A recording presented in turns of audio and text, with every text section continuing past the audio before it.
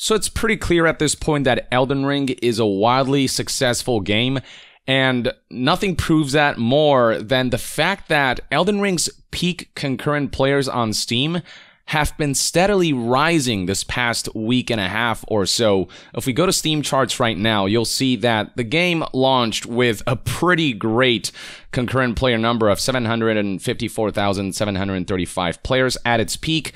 That peaked even higher in the 800,000s as time went on over the weekend and beyond, and then the numbers got even higher, 850,000, and now we're at a point where the game has seen 950,000 all-time peak concurrent players. This, ladies and gentlemen, for a single-player game is quite rare. Usually those numbers will start to fall as people finish the game. But with Elden Ring, the buzz has only gotten bigger and bigger and bigger as people keep sharing their experiences with the game, be it crazy occurrences, tough encounters, and there's just something very, like, I dare you about Elden Ring. Like, come on, come join us in this crazy, vague, yet compelling adventure that I think has attracted a lot of people. And, you know, I don't know, From Software is a company that I think has been climbing an uphill battle for a long time, and they finally managed to, like, hit their stride, and with Elden Ring, they've, like, just really hit it off, and I'm happy for them, I really am. And looking at what the placement of Elden Ring is at now in terms of top records for all-time concurrent peak players, according to Steam charts, Elden Ring is now at 5th place, topping even Cyberpunk 2077 and New World, though SteamDB has slightly different numbers, 953,000, so that's pretty close in terms of all-time peak. But in terms of its ranking compared to other games, Cyberpunk 2077 in SteamDB's website, according to their information, Cyberpunk actually had more all-time peak concurrent players than Elden Ring, though not by that much. Either way, comparable numbers, very impressive for a FromSoft game, which used to be perceived as more niche. And there's just a general celebration surrounding Elden Ring's release and the fact that these kinds of games can be very much successful and do incredibly well, and not everything has to be a live service. You make an incredible game like this and it will take off. Though the conversation has turned a bit sour because of what some developers have been saying. This is just a couple of developers, not developers across the board, but it is developers from major studios who make open world games. And this is going to be my personal opinion. Their take, I don't think, is very good, and a lot of people agree. It's less to do with the fact that they criticize Elden Ring. Like, Elden Ring is not a perfect game. There are definitely aspects of it to criticize. I'm not saying you're not allowed to criticize the game, but if you look at the tweets that were highlighted here by Ghastly Lantern vendor Lavender, there's something very, I don't know, just cynical about the way the criticism is being presented, where they're almost saying this game doesn't deserve the level of success it's garnered, which I completely disagree with. So the tweet reads, developers from Ubisoft and Guerilla, as well as others, upset over Elden Ring's success.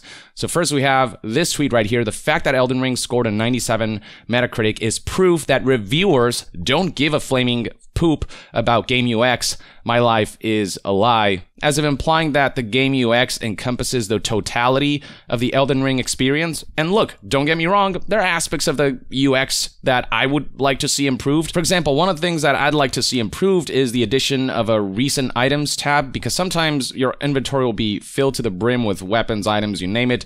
You pick something up, you want to read its item description, but you have to like go through and find the item within your inventory. That's been an experience of mine. Or cycling the down D-pad items by clicking on it instead of like being able to hold it down and bring up some kind of like mini wheel to quickly choose what item you want to use. So like little things like that I'd like to see improved, but nothing about the game UX was so blatantly bad that it got in the way of the experience, in my opinion. There are fair criticisms to be had about the game UX and everything, but to imply that the game doesn't deserve a certain score or a certain amount of praise because the game UX isn't like other games, other open world games, to me, that's just kind of a ridiculous notion to put out there. And this, by the way, is coming from a developer who works at Ubisoft, whose games have become so formulaic and samey, and the UX has become so box standard, you know, basically like this. I found it. The Elden Ring with a good UX.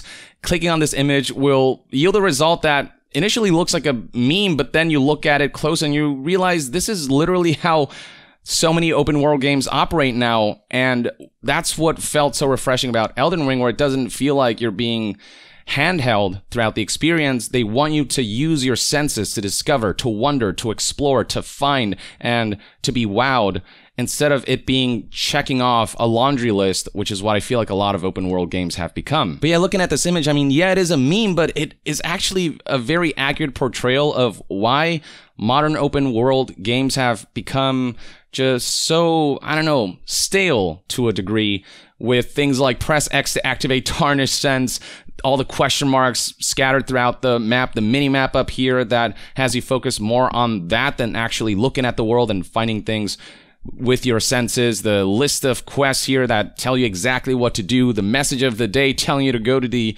Elden Ring shop, the Elden shop, the tarnished character saying, maybe I should investigate that cave, which is a common thing in open world games where the character will tell you the solution to a problem through their dialogue. This was actually a major problem in Horizon Forbidden West, where Aloy just talks so much and will constantly be like, oh, this is what I should do, which in turn is saying, player, do this, instead of just letting the player figure things out for themselves and get acclimated with solving a puzzle or doing just some of the simpler tasks.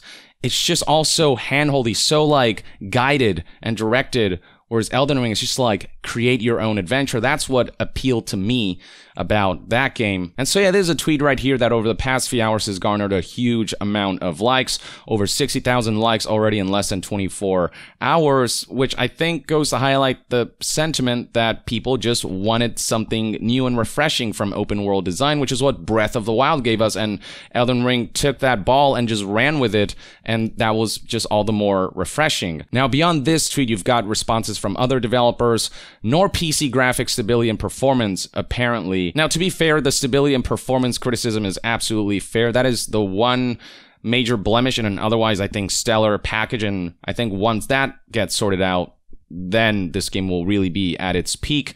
But the performance issues do persist. It's unfortunate that they're there, and I hope FromSoft do resolve them. But I don't get the criticism about the PC, graphics. I think we've gotten so bogged down by things having to look realistic.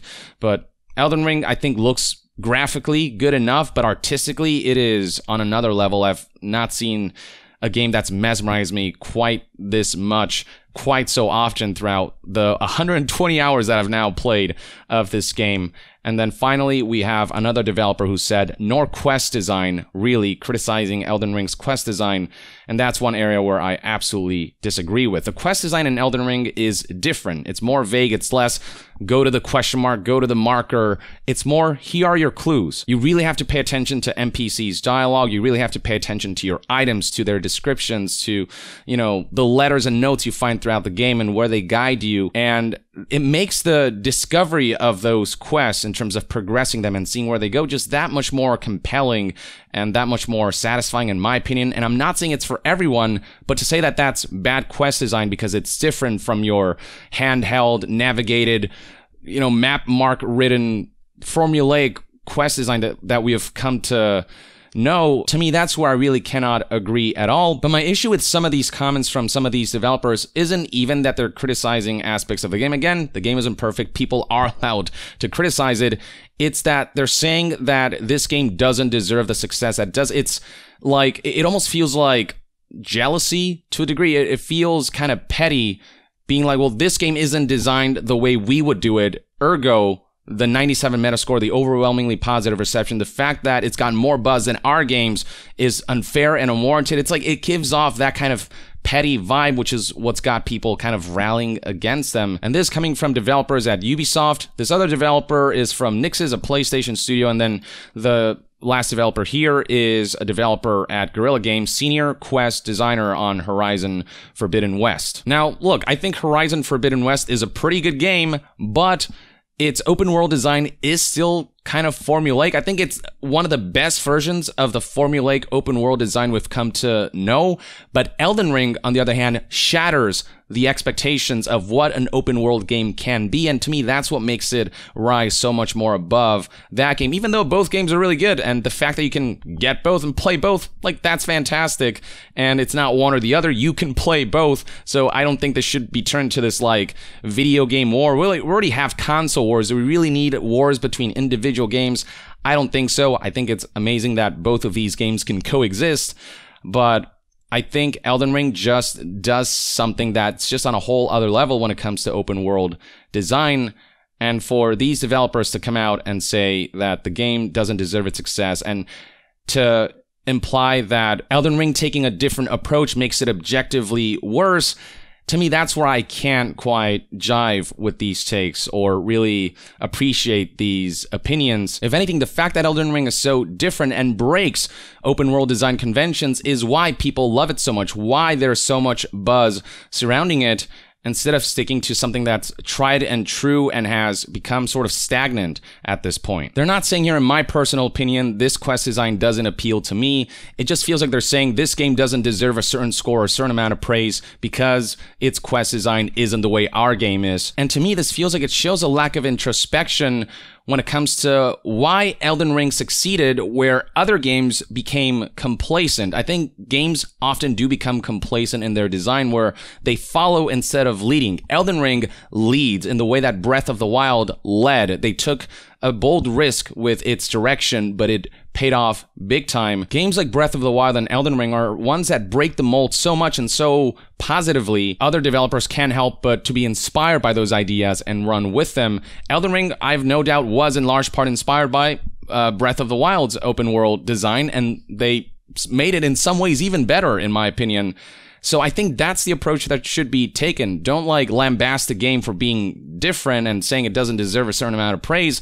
Look at why it's being praised, be inspired by that, and maybe draw some ideas and use those to make your own next genre-leading title. To me, like, that's the better approach than developers dissing other developers' work when people are enjoying the experience so much, or at the very least appreciating it, even if it's not for them. But I respect that people are ultimately allowed to have their opinions, but my opinion is this is not a good take, or at least not a good way to approach giving a take like this. You're allowed to have qualms about these aspects of the game, but, you know, present them in a way that feels less petty and less like trying to downplay a game's success and more like you're offering genuine insight on why for you maybe something about this game didn't work. That's fine. And the fact that tweets like this sort of poking fun at how complacent open world games have become has gone so viral, I think highlights just how many people disagree with those takes and how many people do appreciate that Elden Ring is trying to break the mold and trying to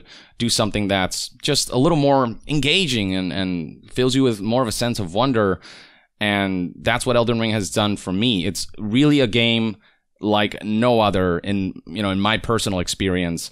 It just gave me just a certain like imprint that few games have left me with, which is what makes it one of my favorite games of all time now. But with all said and done, this is just one man's take. Let me know in the comments below what your thoughts and opinions are on the takes given here by these developers. Do you agree with some of the criticism here or the way the criticism is being presented, or are you more sort of where I am, where none of this feels particularly constructive or like it's a good take really? But again, that's my opinion. Share your thoughts in the comments below, and to be further updated on all things gaming news, reviews, and discussions, stay tuned right here on Young Yeah. I'll see you guys next time. Young out.